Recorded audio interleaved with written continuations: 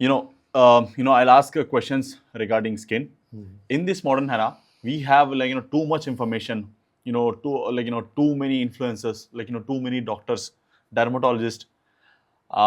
Expensive products, the quality of products. Yet people are facing skin issues, acne. So that kind of issues. Can you tell me the reason why? You just actually mentioned it. It's primarily it has to do with too many products. Okay. Why so? There is a specific form of acne known as acne mechanica, which is caused by friction. So imagine if you're using 10 products a day, you are applying them all 10 times a day. You are rubbing your skin, you are introducing friction, and this is well documented. If you have excess friction on your skin, the mere rubbing of the skin will cause breakouts. And a lot of serums in the market, they have surfactants which are too harsh for the skin.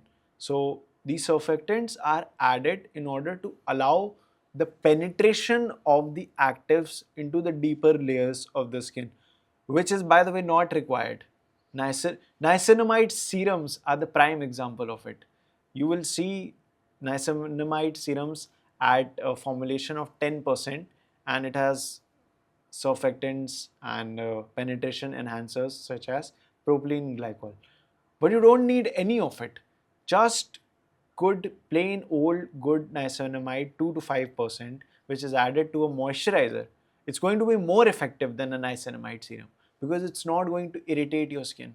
Serums are often very irritating to the skin because of the nature of the additives.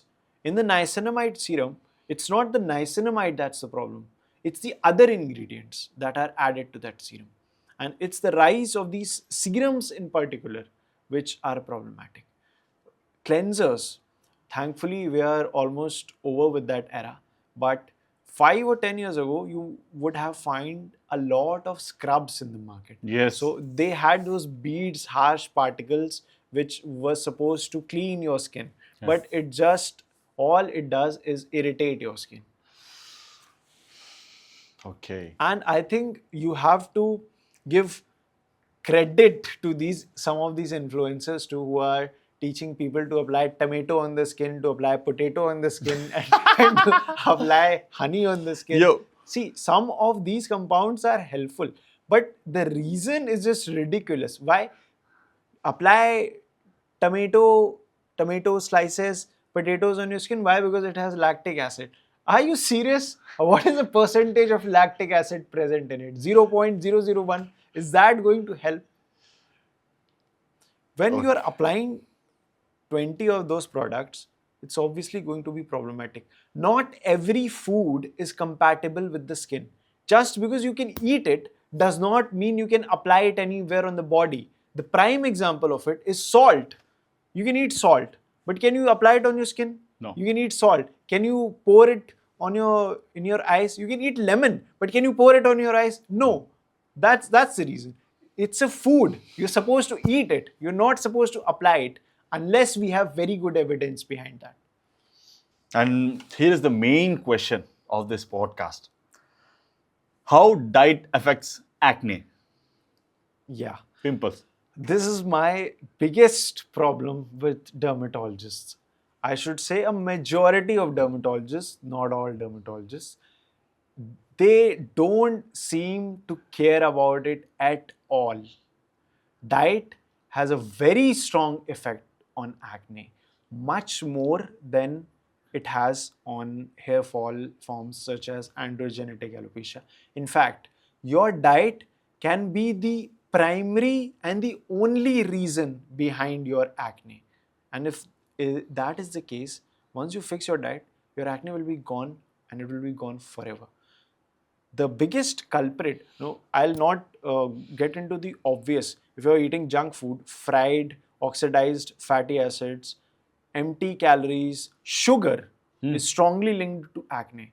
So you must have seen some of these hyper influencers on Instagram who Cutting. started saying, yeah, actually that's fine. Cutting sugar is fine. Some of them have swung the pendulum to the opposite side and they say, sugar is fine, you can have some sugar, it's not a problem.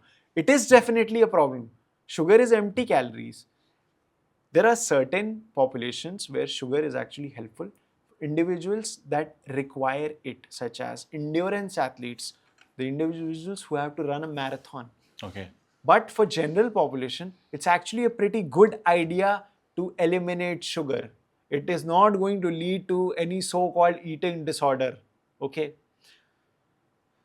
The food group which we consider healthy, which is consistently and strongly linked with acne, can you guess? It is dairy.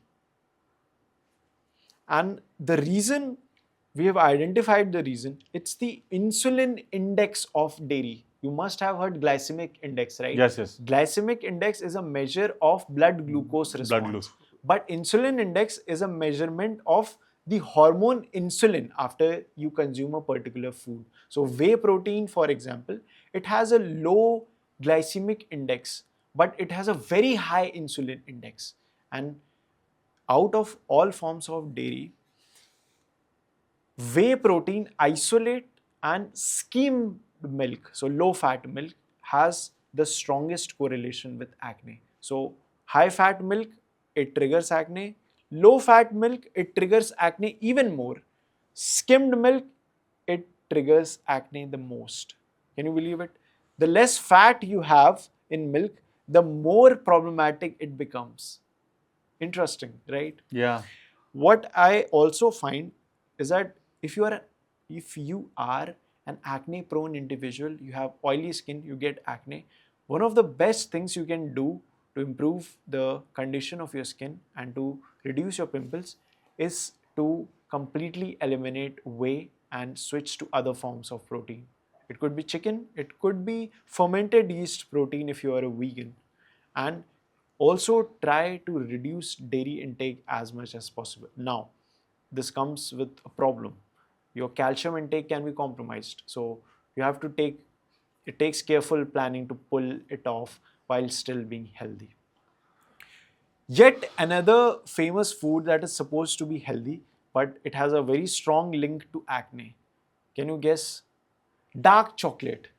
You'll find a lot of dermatologists claiming on Instagram that no, dark chocolate is actually good for your skin. Yeah. It's not good for your skin if you have oily and acne prone skin. We have enough evidence to show. Actually, there was a study in 1969 and it was published in a very reputed journal, which is JAMA. And in that study, what they did is they took a chocolate bar and they compared it to a placebo junk food bar. In this placebo bar, they added milk, they added dairy, they added trans fat, all of the unhealthy, nasty ingredients. To no one's surprise, both these bars triggered acne to the same extent. Both of them triggered acne to the same extent. But this study was used to claim that diet does not matter for acne. And this was happening from such a reputed journal. So we have to be very careful. For decades, this study was used to claim that diet does not cause acne.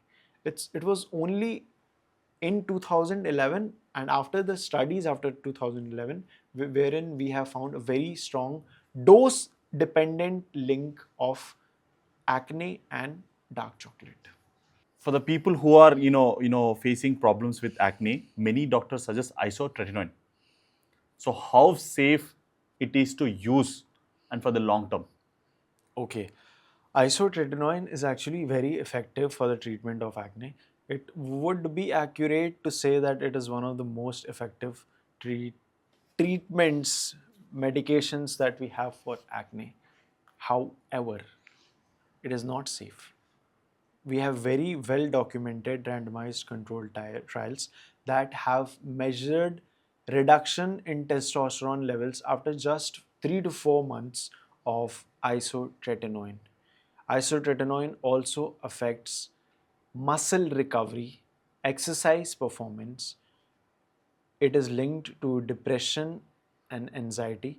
And you can actually see the structure of your brain change when it is on isotretinoin. But since this is the only treatment we have, it's often given a free pass. You may wonder if If this is the case, if isotretinoin is so bad, why do dermatologists often prescribe it? Now, you have to put yourself in the shoes of the dermatologist, right? When someone comes to you with acne, it is very easy to simply prescribe them this pill, and in a matter of 4 to 6 months, they will almost certainly be completely treated and they will not have acne. Compared to what I have to do, I have to make a diet plan for the individual. I have to make sure that they follow the diet plan. I have to make sure that it has the right quantity, form, and bioavailability of every nutrient. And I have to observe this individual for 4 to 6 months, make sure to optimize their sleep, lifestyle, stress.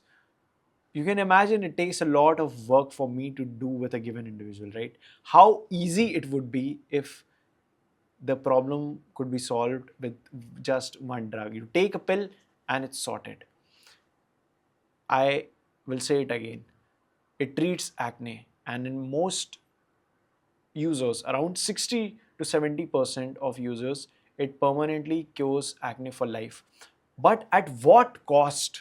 It is literally affecting every part of your body, including your liver. Your liver enzymes are elevated, your lipid profile is compromised. We often see increased cholesterol levels on individuals who are taking isotretinoin. Your libido is compromised. Your testosterone reduction is notable, and all of this happens in just a matter of 3 4 months. So, you said many things about isotretinoin. So, like a reward versus risk ratio. Yeah, yeah. Then, what is the solution?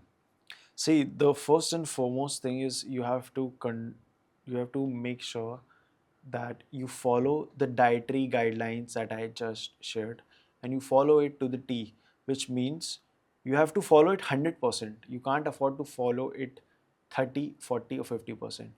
In various studies, what we have found is just consuming dark chocolate, for example, just once, it causes pimples through a period of 1 week. Oh, So you have to be very diligent with it. We have some reasonably safer and pretty effective topicals such as azelaic acid and certain forms of retinoids. Adapalene, for example. Adapalene offers an excellent safety to efficacy ratio, and it can be used forever as long as it is used correctly. The formulations are correct. Formulations matter a lot because one compound which claims to be 0.1% adapalene from one brand can be very different from adapalene 0.1% from another brand. One of this can be microspheres, the other one can be a simple conventional formula, which strongly affects the stability of the active ingredient. There's also a well-known topical medication named as tretinoin. It is analogous to isotretinoin, but tretinoin is topical. It is very effective for acne, but we have to take care of the formulation and the way of using it such that it does not cause irritation. Tretinoin actually increases collagen production in your skin. It makes your skin brighter. It reduces dark spots. It also treats wrinkles. So it's very effective. Azelaic acid, it's systemically very safe. However, it can cause localized redness and burning sensation if not used correctly. So I think azelaic acid is one of the best compounds that you can use on your skin as long as you are under the right guidance. Now, unfortunately, most dermats, pretty much all, no dermat takes a good makes it a point to elaborate it to the patient that you how you have to use it, what's the amount that you have to apply, what's the pattern in which you have to apply, and how much you should wait after washing your face. So azelaic acid, for example, if you apply it on your damp face, you will get redness, burning sensation, which is problematic. so we are like as usually I'm an influencer, you know that, right? So I'm hearing about salicylic acid. What's your take on that? Okay, salicylic Salicylic acid. acid, Yeah. sorry. See, 2% salicylic acid is promoted as being effective for acne, even in the form of cleansers and also serums. Is something very interesting. This out of this 2%, hardly any of it is going to be in the active free form at a pH of 6 to 7, which is the pH of the products or most products that we use. But if the same product is 2% salicylic acid is formulated at a pH of 4 to 5, the free acid available is more than 5 times.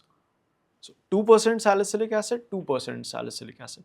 This one is 5 times more potent than this. So specific formulations matter a lot. And you see these influencers and sometimes even the dermats that are promoting products that are inferior. So you have to be a little careful. Salicylic acid works, but formulation matters a lot. Okay, that's good. So guys, మీరైతే విన్నారు కదా. So చాలా అంటే చాలా worth podcast అన్నమాట. నేను చాలా information తీసుకున్నాను, లైక్ మెనీ థింగ్స్ గురించి, లైక్ అసలు మేల్ ఎట్లా హెయిర్ లాస్ అవుతారు, ఏమేమి తెలుసుకోవాలనేది. సో ఒకవేళ మీకు స్కిన్ రిలేటెడ్ ఇష్యూస్ ఉన్నా, హెయిర్ రిలేటెడ్ ఇష్యూస్ ఉన్నా, సో ఇతను ఏం చేస్తాడంటే ఇతను ఫస్ట్ రూట్ కాజ్ చూస్తాడనమాట. అసలు మీకు ఎందుకు హెయిర్ లాస్ అవుతుంది, ఎందుకు స్కిన్ ఇష్యూస్ వస్తున్నాయి, ఎలాంటి పింపుల్స్ వస్తున్నాయి, యాక్నే ఎలాంటివి వస్తున్నాయి. సో దానికి తగ్గట్టు తను మీకు సొల్యూషన్ ఇస్తాడనమాట. సో తన ఇన్స్టాగ్రామ్ ఛానల్ని కూడా నేను మీకు ఇక్కడ వేస్తాను, డిస్క్రిప్షన్లో పెడతాను, అండ్ ఇక్కడ లేబుల్ కూడా ఇస్తాను అనమాట. చూడండి, ఫాలో కొట్టండి అండ్ తనని అప్రోచ్ అవ్వండి. So if you have any skin related or hair related issue, you can approach Abhi. So I'll ping his channel. I bought his course too, which is very worth. But the best part I'm trying to say is, he find out the root cause of your hair loss and skin. So आप अगर उनको join करें तो बहुत अच्छा रहेगा, क्योंकि मैं खुद बहुत सीख रहा हूँ. जो एज ए मैं फिटनेस कोच हूँ, बट इनसे मिल के, इनका कोर्स लेके, आई थिंक 9 months हुआ शायद मैं आपके पास ज्वाइन हो गया. 9 months हो रहा, बहुत अच्छा सीखने को मिला है. एंड अगर एक चीज़ है, अगर तुम एक डर्माटोलॉजिस्ट के पास जाओगे, वो बोलता है कि तुम्हारे को ये यूज़ करो, बट ये बंदा बोलता है कि ये क्यों यूज़ करना है, eight what percentage this can be useful, and diet, इससे बढ़िया आपको क्या होना चाहिए. So आपका नेक्स्ट क्लाइंट मैं ही होऊंगा. Even I have some issues, because सब एज अ फिटनेस कोच मुझे न्यूट्रिशन के बारे में पता है, बट आपको बेहतर पता है कि स्किन के लिए क्या वर्क करेगा, हेयर के लिए क्या वर्क करेगा. So I will be your next client from Telugu state. I'll help you.